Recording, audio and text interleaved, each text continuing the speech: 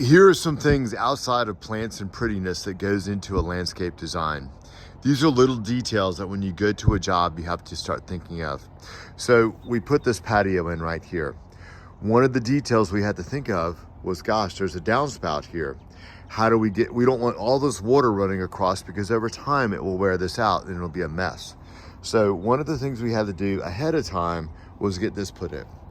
Other little details, now this is more of a foreman detail, but the way this pallet is laid right here, we have to come up to this with forks. If this pallet was turned this way, we would have issues. That's a little detail that we have to think of. Other things, what access do we have into a yard? That is very, very important. How do we get to the yard? What kind of machinery can we get in the yard? What do we need to do once we get in that yard? With this particular job, the ditch witch right there worked out great. But some jobs, it would require that we would have a skid steer and we would have some issues right here. What kind of power and water access do we have?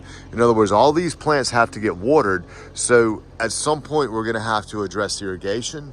And that's gonna be more of something that a foreman's gonna handle, but it's still things that we think of. Do we have water?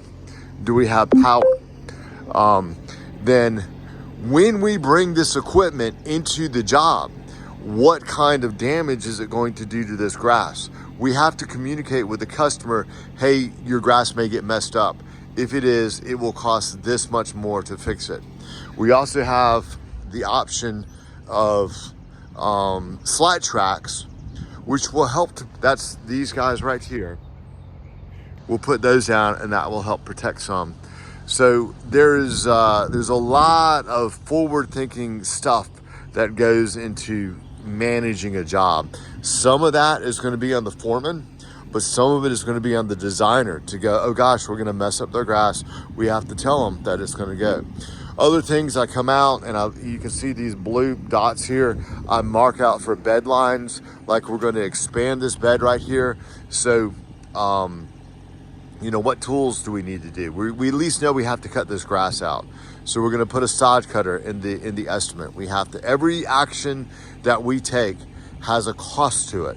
So we have to think, we have to cut out grass, we have to put in sod cutter, and we have to get that sod out of there. So there's a lot of little details that go into building an estimate for a job.